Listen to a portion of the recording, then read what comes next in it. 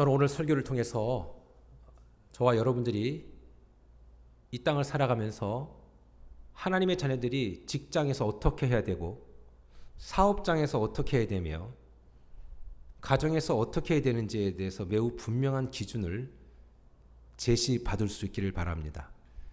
오늘 말씀의 제목은 크리스천 직업 마인드입니다. 여기 계신 분들 중에 어느 누구 하나 놀고 계신 분이 없는 것이 참으로 감사합니다. 가정주부는 놀고 있는 거 아닙니다. 가정주부는 모든 일들을 다 해야 되기 때문에 오히려 요즘 가정주부들은 직장 생활을 원합니다. 최소한 직장에 나가고 있다면 가정에 있는 모든 책임들을 피할 수는 있기 때문에 그런 마인드가 살짝 있습니다. 실제로 그렇습니다, 여러분들. 직장에 있으면 뭐 하나 치워지지 않으면 모든 스트레스가 나한테 다 오게 되지요. 그리고 제일 섭섭한 게 뭐예요? 남편이 퇴근하고 들어와서 할 때 제일 섭섭한 말들 뭡니까, 우리 주부들? 오늘 뭐 했어? 상당히 민감한 문제이기 때문에 그렇습니다. 직장 생활 나가면 보여지지 않고 감춰지기 때문에 일한다라고 느껴질 수 있습니다. 그래서 저는 가정의 주부들이 제일 힘들다라고 생각합니다. 온갖 일을 다 해도 티 하나 안 나고 아무리 해도 또 일이 펼쳐지니까 얼마나 힘드시겠습니까? 옆 사람한테 얘기하면 좋겠습니다. 당신이 하는 일을 내가 응원합니다. 시작. 당신이 하는 일을 내가 응원합니다. 학생은 직장이 없을까요? 학생은요, 학교 다니는 것이 자기 직업이에요. 그러니까 공부 열심히 해야 됩니다. 학교 다닐 때 공부 열심히 안 한 친구들은요, 직장 생활도 똑바로 못합니다.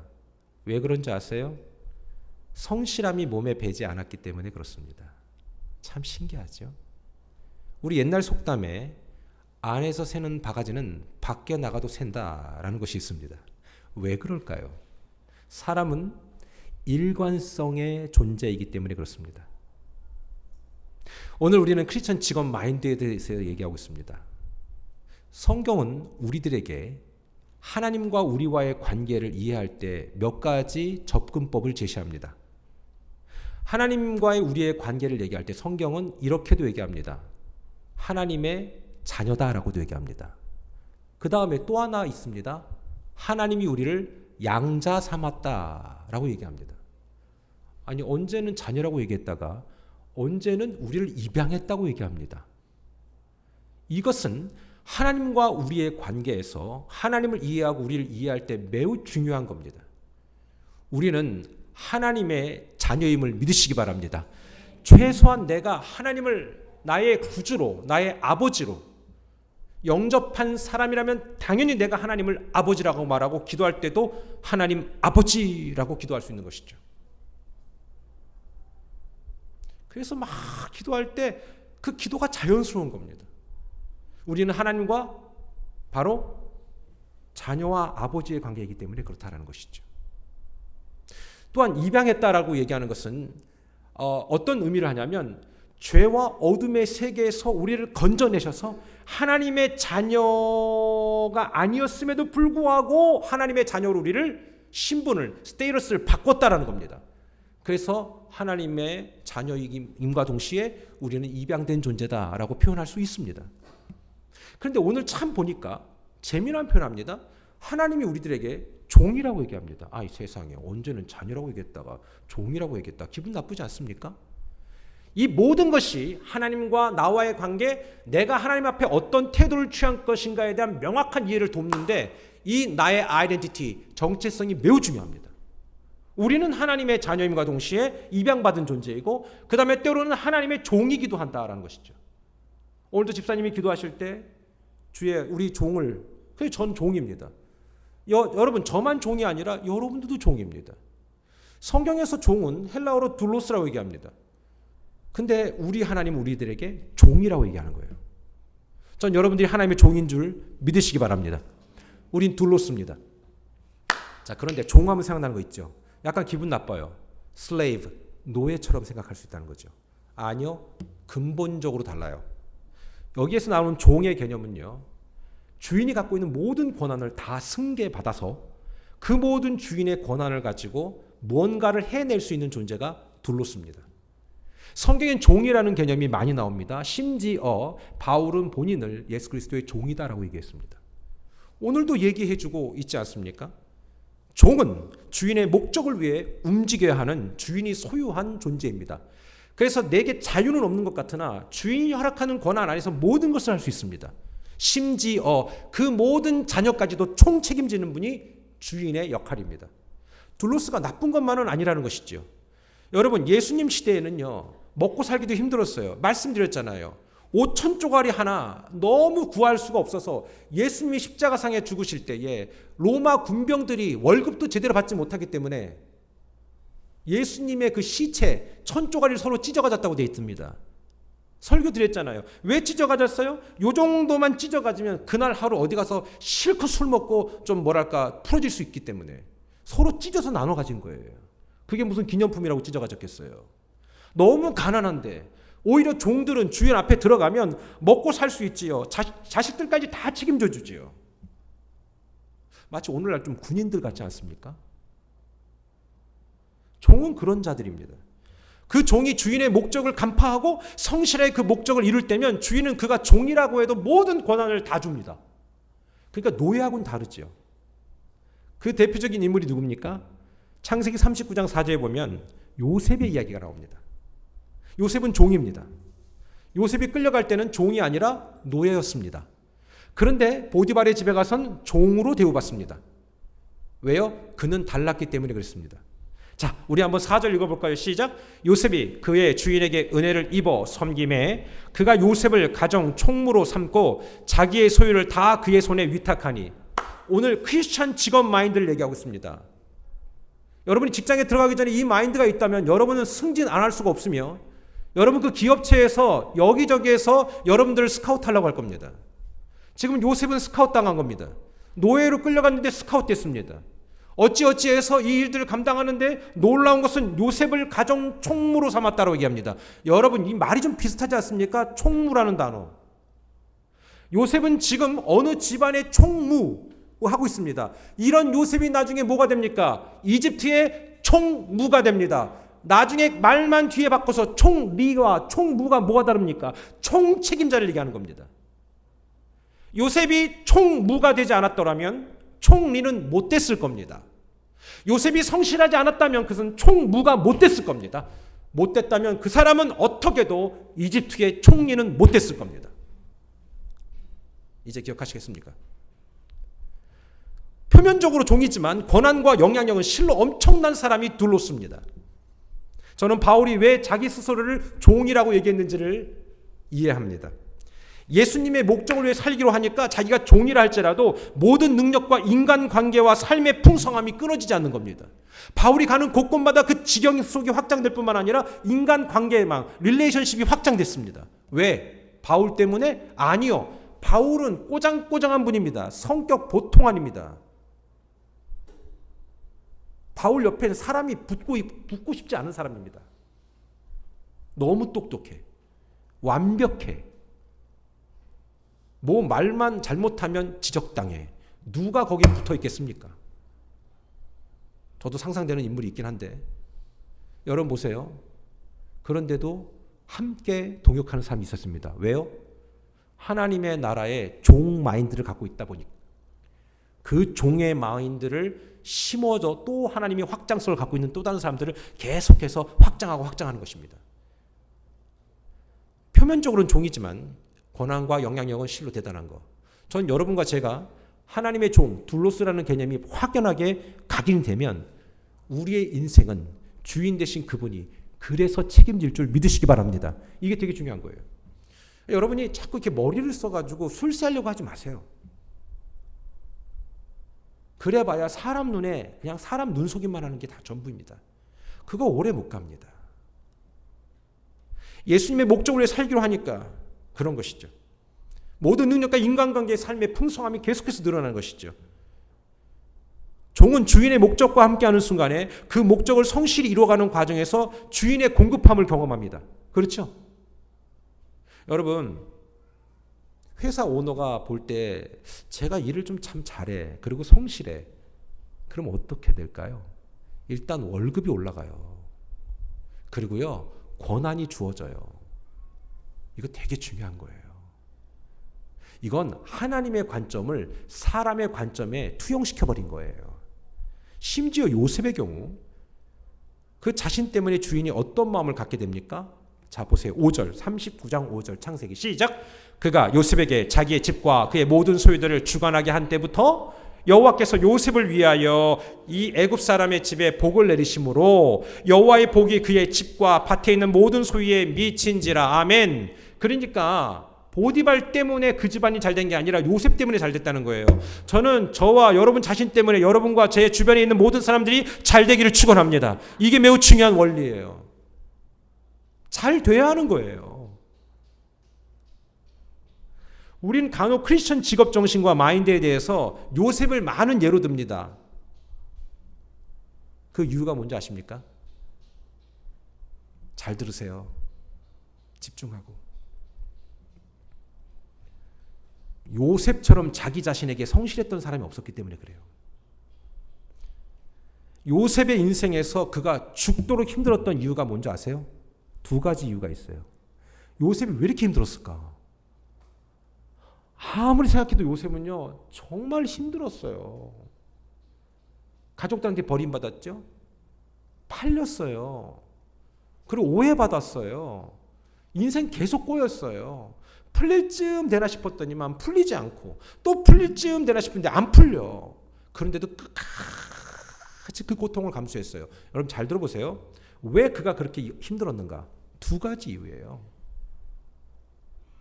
그 첫 번째 이유가 뭐냐면 하나님의 섭리예요.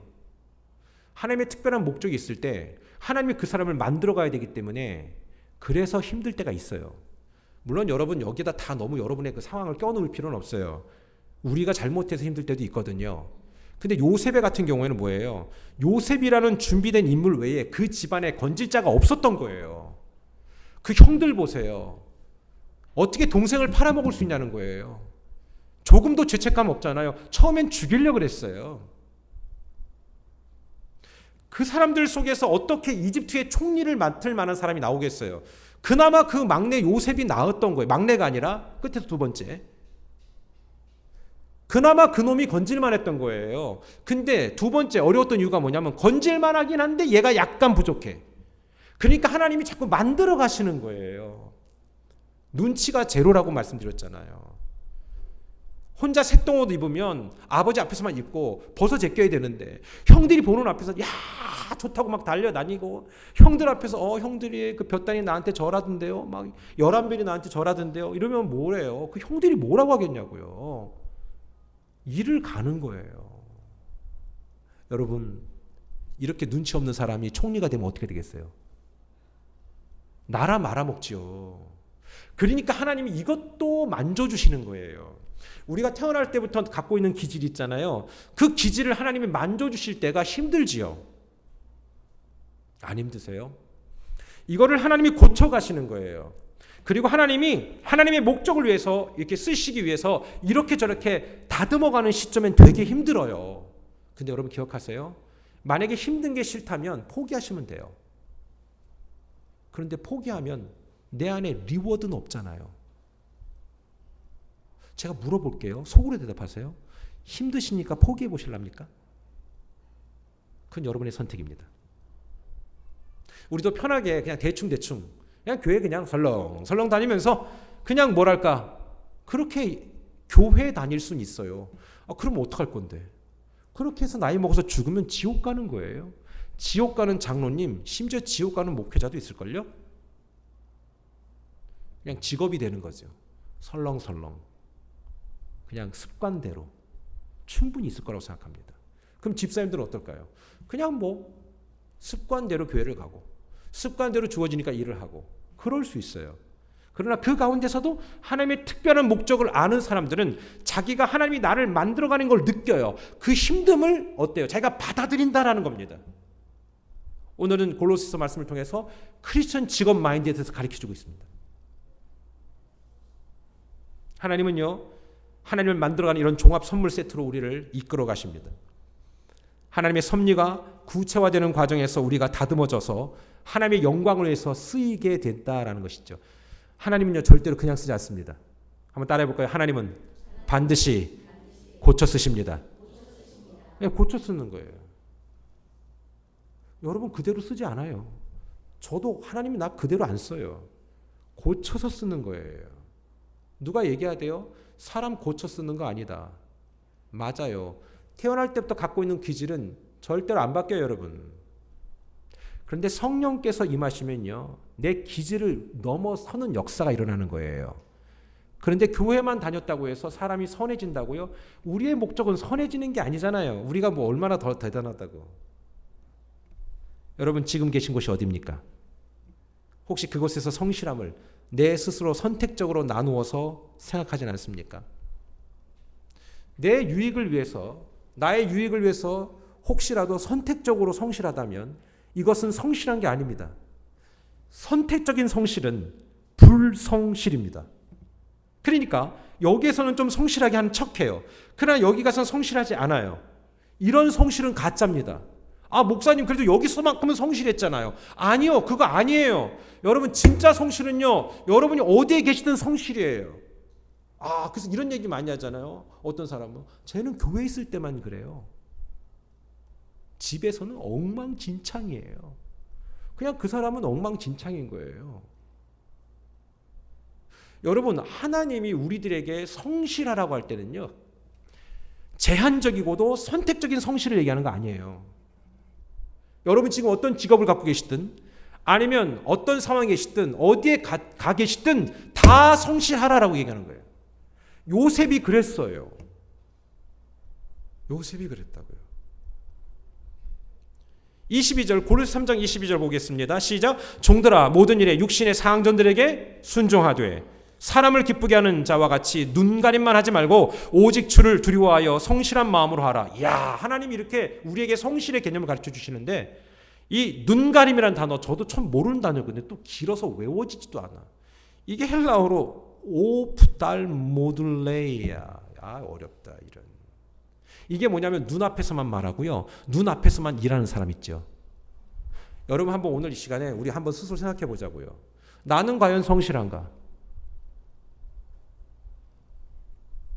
그리고 이제 교회 와서 막 기도할 거 아닙니까? 하나님 내게 은혜를 주시옵소서. 하나님 내가 정말 잘되게 해주시옵소서. 이게 얼마나 쇼 같으냐. 그러면 하나님은요 그때 귀를 딱 막는 거예요. 너 나랑 계산할 게 있지 않니? 너 성실하냐? 여러분 주인 앞에서만 하는 척하는 것이죠. 요즘 직장인들이 갖고 있는 병이 있대요. 이거 미국에서 시작됐는데 이거 한국에 이런 건 참 뭐 전도도 잘 돼. 이런 건 참 조용한 사직, 일명 뭐예요? Quiet quitting. 그러니까 이게 뭐냐면 실제로 사직하는 것이 아니라 직장에서 주어진 일만 아주 소극적으로 하는 거예요. 잘리지 않을 정도로만 유지하는 거죠. 이게 얼마나 악한 건지 모릅니다. 하나님이 원하는 직업 윤리관은 이게 아닙니다. 여기에서 더 나아가서 워라벨이라는 단어 있지요. Work and Life Balance. 워라벨. 그러니까 일과 나의 삶의 질을 좀 이렇게 동등하게 둬서 일보다 나의 삶이 떨어지지 않도록 좀 즐길 수 있도록 나도 이걸 유지하는 삶, 이 밸런스를 맞추는 거, 이게 중요하다. 여러분 이게 중요해요. 실제로 우리의 몸을 축내고 우리 가정을 망가뜨리면서까지 일하시면 안 돼요. 공감하시면 아멘. 여러분 가정 다 무너져버리면 일해봐야 뭐 할 거예요? 내 건강 상하면 일해봐야 뭐 할 거예요? 돈을 죽도록 벌었어. 근데 죽도록 벌다가 죽어버렸어. 그럼 뭐 할 거냔 말이에요. 워라벨이라는 단어가 나쁜 거 아니에요. 그러나 문제는 뭐냐면 이런 삶의 질의 밸런스를 맞추기 위해서가 아니라 요령을 피우기 위한 워라벨은요, 하나님이 원하는 크리스천 직업 마인드가 아니라는 거예요. 제가 뭘 얘기하고 싶냐면 성실은 단순히 하나님 앞에 잘 보이는 사건이 아니라 나를 만들어가는 매우 중요한 도구예요. 누가 시켜서도 아니고 누가 강요해서도 아니라 요셉은 최선을 다했어요. 여러분 직장생활 하셔야 되고 직장생활 하고 계실 거예요. 하나님 앞에 잘 보이려고 하지 마세요. 직장 상사 앞에서 해야 될 일을 충분히 하고 할 말씀을 하시고 일을 깔끔히 처리하고 일의 분량을 많이 하는 게 중요한 게 아니라, 여기 정말 잘 들으세요. 일의 양이 많은 게 중요한 게 아니라 일을 똑바로 처리하세요. 내 일처럼 하세요. 그리고 모든 죽게 하듯 하세요. 그렇다면 그 사람은 인정받을 수밖에 없습니다. 성실하지 않다는 것은 곧 하나님 앞에 성실하지 않다는 걸 얘기하는 겁니다. 목사님, 나는 그냥 직장에서는 그냥 이건 세상의 일이니까 그냥 적당히 하고요. 그냥 그리고 뭐 교회에서 내가 열심히 헌신하면 되지 않겠습니까? 저는 그런 분들을 원하지 않습니다. 그게 바로 선택적 성실입니다. 그런 분들의 공통점은 시간이 지나면 분명히 불성실하게 될 겁니다. 여러분이 어디 계시든 그곳에서 성실하십시오. 직장 상사가 보든 누가 보든 그건 보는 것에 여러분들 집중하지 마시고, 말씀드렸습니다. 피터 트러커가 쓴 책에서 성공하는 사람들의 7가지 습관이라는 책에서 맨 마지막 7번째가 뭐라고 했어요? 하나님이 보고 있음을 기억하라. 하나님은 여러분의 모든 선택, 모든 태도, 모든 일들을 처리하고 마무리되어져 가는 모든 것들을 다 지켜보고 계실 겁니다. 그러면 여러분이 굳이 하나님 나 정말 잘 되고 싶어요, 나 좀 잘 되게 해주세요라는 기도를 비록 하지 못했을지라도 그 사람은 잘 될 수밖에 없습니다. 가정에서는 어떨까요? 마찬가지 아닐까요? 아내가 볼 때만, 남편이 볼 때만, 말씀드렸잖아요. 내가 기쁜 마음으로 하는 것은 아름다운 복종이고 하기 싫은데 억지로 하는 게 굴종이라고 말씀드렸습니다. 여러분 감사하시면 어떨까요? 여러분들이 지금 뭔가를 해낼 수 있는 곳에 있다라는 거, 그 일의 경중을 떠나서 그 일들을 내가 할 수 있는 건강과 어떤 환경이 주어졌다는 것은 정말 감사한 일 아니겠습니까? 한국에 노는 청년이 70만 명이라고 합니다. 저는 노는 이유를 사회적 모순과 사회 문제라고 보지 않습니다.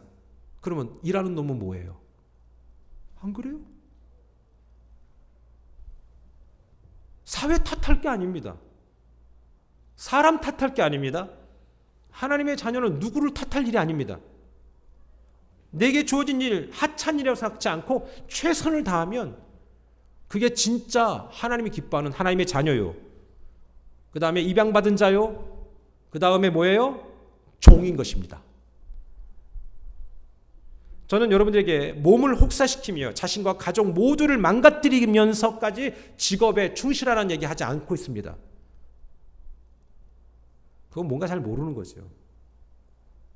성경이 말하는 건강한 직업가는 아까도 말씀드렸듯이 양과 분량의 문제가 아니라 그 일을 대하는 태도를 얘기하는 것입니다. 어때요? 그런 맥락에서 이해할 때 여러분은 어떠십니까? 스스로 한번 판단해 보십시오. 여러분이 오너라면 지금의 여러분의 모습을 어떻게 판단하시겠습니까? 그게 지금 하나님이 여러분을 보는 관점입니다. 간단하죠? 어때요? 너무 수고 많아 진짜. 여러분이 봐도 막 너무 수고 많아. 여러분이 오너라도 여러분 같은 여러분은 진짜 막 얘 꼭 두고 싶어 막 이런 분이라면 하나님이 그 사람을 지금 그렇게 보는 거예요. 그런데 좀 약간 그래. 창피해. 난 진짜 눈가림만 하는 것 같아. 그러면 하나님이 지금 여러분을 그렇게 보고 있는 겁니다. 멀리 가지 마세요. 멀리 해석하지 마십시오. 오늘 3장 22절 한번 다 같이 볼까요? 시작. 종들아 모든 일에 육신의 상전들에게 순종하되 사람을 기쁘게 하는 자와 같이 눈가림만 하지 말고 오직 주의 두려워하여 성실한 마음으로 하라. 우리 사람의 눈앞에서만 성실한 척해서는 안 됩니다. 인정받을 수 없습니다. 왜냐하면 오늘 분명히 말했듯이 다른 사람들은 절대 보지 못한다고 해도 하나님은 여러분의 앉고 일어섬을 알고 그 모든 태도를 알고 의도를 알기 때문에 했습니다. 여러분의 오너는 CCTV를 보면서 여러분을 판단하고 자를지 일을 계속시킬지를 판단할 겁니다. 하나님은요 그보다 더 세밀하십니다.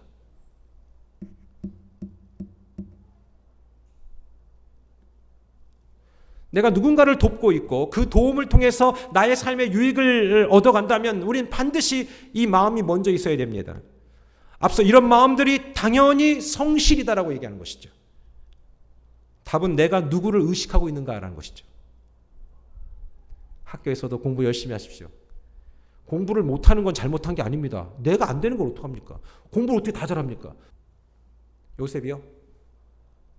성실했어요. 여러분, 그러면 요셉 아버지 누구예요? 야곱이죠. 제가 보니까 요셉의 형들 있죠. 요셉의 형들은요, 제가 볼 땐 성실하지 않았던 것 같아요. 그리고 제일 아버지 야곱을 닮은 사람이 요셉이었나 봐요.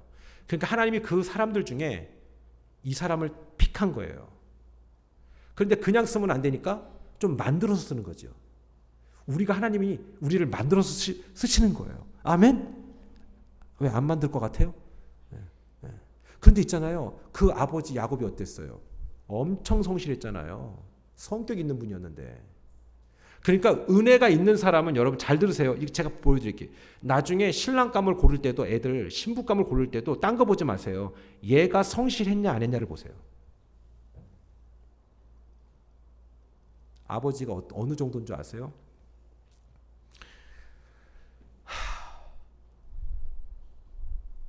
집을 떠나 삼촌 라반 집에서 수십 년을 일했잖아요. 외삼촌 집에서. 근데 외삼촌이 이 사람이 야근 사람이라고 얘기했잖아요. 조카니까 엄청 부려먹은 거예요. 그리고 최소 10번 이상을 돈을 안 줬어요. 그런데도 야곱은 한마디도 하지 않았어요. 그래서 더 이상 안 되겠다 싶으니까 부인들을 불러놓고 얘기합니다. 라헬하고 레아한테. 나 며칠 뒤에 떠날 거야. 결정해. 그러면 보통 여자들이 어떻게 얘기해요? 누구한테 얘기해야 돼 그걸? 아버지한테 정보를 줘야 될 거 아니에요. 아버지, 지금 저 사위가 지금 섭섭해해요. 아버지 왜 그러셨어요? 좀 잘 좀 해주시지. 지난번에 월급 안 줬다며요. 그리고 뭐 많이나 달라고 했습니까? 다른 사람 6,000불 줄 때 이 아들 저 한 2,000불밖에 더 줬어요. 근데 그것도 떼먹었잖아요. 10번이나. 막 이렇게 여자가 얘기하면 되잖아. 근데 부인들이 뭐라고 얘기했는 줄 아세요? 가자. 가자. 이렇게 한 거예요. 내가 봐도 우리 아버지는 가지가 없다. 그래갖고 말 안 하고 같이 도망가요. 그러니까 라반이 어떤 존재인지 아시겠죠? 그렇게 해서도 부자는 될 수 있어요. 부자라고 다 하나님 앞에 순종해서 부자 된 거 아니에요, 여러분? 근데 그리고 야반도주 앞섭니다. 야반도주. 참고로 얘기하면 야밤이 아닙니다. 야반도주입니다. 야반도주 막 했어요. 그랬더니 그 소식을 듣고 라반이 열받아서 군사대동에서 쫓아갑니다. 와서 딱 하는 말이 뭐냐면, 야, 너 왜 도망가? 너 간다고 했으면 내가 너 환영해 줬을 텐데. 저는 그 성경을 읽으면서 이런 생각 들었어요. 거짓말하고 앉았네 인간. 아이고, 지금 뭐 좀 껄끄러우니까 그렇지. 환영해 주는 사람은요 그렇게 보내지 않아요. 그러고 나서 어때요? 그동안 수십 년 동안 맺혔던 한을 그날 밤에 야반도주 하다가 현장에서 걸린 그 야곱이 삼촌 라반한테 뭐라고 얘기한 줄 아십니까? 이렇게 얘기합니다. 창세기 31장 38절. 내가 20년을 내가 이 20년을 외삼촌과 함께 하였거니와 외삼촌의 암양들이나 암염소들이 낙태하지 아니하였고 또 외삼촌의 양떼 순양을 내가 먹지 아니하였으며 나 성실했습니다. 내가 그거 한 거 내 하나 인마에 포켓하면 되는데 나 그런 것도 안 했어요. 나 성실했단 말이에요. 왜 나를 그렇게 몰아가세요? 왜 나를 그렇게 억울하게? 나 이 정도로 최선을 다했는데 왜 그렇게 못돼 먹었었어요 나한테? 막 이런 거예요. 그러니까 솔직히 라반도 할 말이 없지. 팩트를 날리니까. 결정적일 땐 팩트를 날려야 돼. 왜 나한테 그랬어요? 라고. 왜 나한테 꼭 그랬어야만 했어요? 막 그런 거예요. 여러분 근데 도망가다가 자기가 팩트를 말할 게 없으면 끝까지 구린 거예요. 그러면 거기서 어떻게 되겠어요? 삼촌 라반이 다 뺏어가죠. 빨개 벗겨서 쫓아냈죠. 그런데 누가 봐도 야곱이 한 말은 맞는 말이었어요. 나 그렇게 성실했어요. 우리 부인들이 다 봤잖아요. 당신도 알잖아요. 나 이 정도로 열정적이었다고요. 왜 그러셨어요 저한테? 그러니까 아니 사실 네가 뭐 간다고 했으면 내가 환영해줬지, 환송 파티 해줬지, 이러면서 꼬리를 싹 내리는 거예요. 인간이 참 못됐죠. 야곱이 할 말 할 수 있었던 것은 성실했기 때문에 그래요. 저는 저와 여러분 모두가 다 이런 성실함을 갖게 되기를 축원합니다. 기도 10시간 20시간 하는 거 못지않게 중요한 게 성실함이에요. 아무리 신령한 척해도 일을 처리하고 일을 대하는 태도는요, 그 사람의 믿음과 신앙의 척도와 기준이에요. 성실하지 않은 사람은 믿음이 없는 거예요. 목사님 그 사람 진짜 교회에서 열정적인데요? 아니요, 열정적으로 하는 거지 성실하지 않은 거예요. 제가 물어보고 싶어요. 다시 한번, 여러분은 지금 직장에서 성실하십니까? 여러분은 가정에 성실하십니까? 그게 하나님이 저와 여러분을 대하는 기준하는 기준점입니다. 우리 여기 자녀들도 계신데 자녀로서 성실하십니까? 여러분이 부모라면 여러분이 자녀로 사는 동안 여러분의 그 모습을 엄마의 입장에서, 아빠 입장에서 이해하십니까? 아니면 조금 약간 좀 거시기 하십니까? 하나님의 성실은 나이에 중요한 것이 아닙니다. 지위 여하를 불문하고 다 성실을 요청하십니다.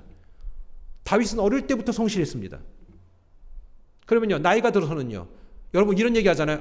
제가 말이죠, 젊을 때는 진짜 아주 그냥 기고 날랐는데 이제 힘이 빠졌다고 교회에서 그러면서 일 안 하는 사람들 있죠. 여러분, 나이 들었다고 교회에서 헌신적이지 않다? 이게 말이나 되는 겁니까? 저는 항상 원인을 성경에서 한번 찾아보려고 했습니다. 여러분, 여호수아가 인정한 사람이 누굽니까? 갈렙입니다. 갈렙은요, 나이 40세에 정탐꾼으로 갔죠. 적은 나이 아니에요. 80세까지도 헌신했습니다. 그러니까 저는 우리 온 세대에서도 나이가 좀 있는 분들이 거의 없지만, 거의 없네, 이거 이러면 안 되는데, 나중에 나이 드셔도요, 제가 팔이 아프고 다리가 아프고, 여러분 팔다리 아프면요, 일단 여성의 하이힐이 낮아져요. 힐을 신고 있다는 것은 내 뼈대에, 내 척추에 아직 힘이 있다는 거예요. 몸이 아파서 이러고 교회 오셨다면은 내가 아무것도 안 시켜요. 저 정말 팩트 말하는 거예요. 내 몸 하나 꾸미는 걸로 끝나지 말고 교회를 꾸미시고 더 성실하셔야 돼요. 하나님은 뭐 대단한 거 보지 않습니다. 그거 봅니다. 근데 요즘에 이런 설교 다 싫어하잖아. 그죠? 아유 진짜 어쩔 때는 내가 그런 마음도 들 때가 있어요. 하나님 저 맞아요? 이렇게 해도 돼요? 그냥 우리 성도들 좀 편하게 해주기만 하면 좋겠는데 제가 그런 사람이 못 되나 봐요. 여러분, 아무리 척해도 성경 어디에도 믿음의 사람이 성실하지 않았던 적 없습니다. 사람에게 하고 교회에 하고 이 모든 게 우리가 살아가는 것의 기준입니다. 그래서 실제로 여호수아 14장 7절에 보면 갈렙이 그냥 대놓고 얘기해 버렸어요. 내 나이 40세 여호와의 종 모세가 가데스 바네아에서 나를 보내어 이 땅을 정탐하게 하였으므로 내가 성실한 마음으로 그에게 보고하였습니다. 지금 나이 80입니다. 나 지금도 갈 수 있습니다. 야, 멋지지 않아요? 하여튼 아들을 낳으면 무조건 여러분들 중에 하나 갈렙을 가져가세요. 어차피 그 갈렙은 떠났기 때문에 갈렙 가져가세요. 네, 갈렙. 그리고 영어로도 멋있잖아. 케일렙. 사람은 나이가 어리나 많으나 중요하지 않아요. 힘들게 자랐거나 부모에게 뭐 부유하게 자랐거나 여러분 환경 탓하지 마세요. 되는 사람은요 어떻게 자랐는지 핑계대지 않아요. 뭐 이런 얘기 하더라고요. 어떤 인종들은 우린 대대로 힘들게 자라서 이 어려운 환경 속에서도 그럴 수밖에 없고 내가 약을 할 수밖에 없고. 웃기지 말라고 하세요. 물론 환경에 영향을 줄 수 있지만 그러면은 불우하게 자란 사람은 다 안 되게요? 아니요. 사람 자체예요. DNA예요. 성실한 사람은 자신에게 주어진 환경 때문에 바뀌지 않아요. 그 뼛속 깊은 곳에서 사골처럼 우러나오는 그 성실의 DNA는 어디에서 있든지 반드시 뿜어져 나오게 되어 있습니다. 여러분과 제가 혹시 성실하지 않았다면 오늘 말씀을 들으면서 성실을 선택하기를 축원합니다. 이게 매우 중요한 겁니다. 하나님 기뻐하는 게 바로 그겁니다. 그러면서 이렇게 간단하게 바울을 통해서 주는 기준표를 여러분이 갖고 계세요. 오늘 말씀 다 잊어버려 좋으니까 이거 하나만 기억하세요. 내가 주인이라면, 내가 오너라면, 내가 책임자라면 정말 나는 괜찮은 사람인가 지금? 난 잘렸을 것 같아. 그러면 안 좋은 것, 성실하지 않은 거죠. 저도 뭔가 불만이 있다가 제가 하나님 앞에 불만이 있을 때가 있잖아요. 하나님, 이건 이렇게 돼야 되지 않겠어요? 이런 말이 막 뿜어져 나오다가 제가 정신을 차릴 때가 뭐냐면, 성민아, 네가 하나님이라면 너 지금 너의 모든 상황을 충분히 만족되니? 그럴 땐 제가 불만을 이만큼 올렸다가, 아닙니다 주님, 저를 더 다듬어 가셔도 괜찮습니다, 인정하게 되더라고. 그리고 불만이 싹 사라져. 간단한 거예요, 여러분. 이런 질문에 대한 대답은 의외로 간단할 수 있습니다. 그 관점과 해석은 하나님이 보는 것과 크게 다르지 않습니다. 23절 다 같이 읽어볼까요? 시작. 무슨 일을 하든지 마음을 다하여 주께 하듯 하고 사람에게 하듯 하지 말라. 아멘. 사람은 속일 수 있어요. 사람에겐 감출 수 있어요. 사람을 상대로 할 땐 요령 피울 수 있죠. 하지만 하나님을 상대로 할 땐 우리가 요령 피울 수 없죠. 눈을 피할 수 없지요. 성실한 척도 못하지요. 늘 말씀드리지만 하나님 우리가 살아가는 현장에서 우리를 판단하실 겁니다. 그 생각과 언어, 선택을 보시면서 우리를 인도해 가실 겁니다. 그것을 무시하고 그것을 가볍게 여기는 사람에겐 절대로 하나님은 가치 있는 것, 사람, 일, 비전, 미래를 맡기지 않습니다. 생각해 보세요. 성경의 모든 사람들은 이 모든 과정을 통과했습니다.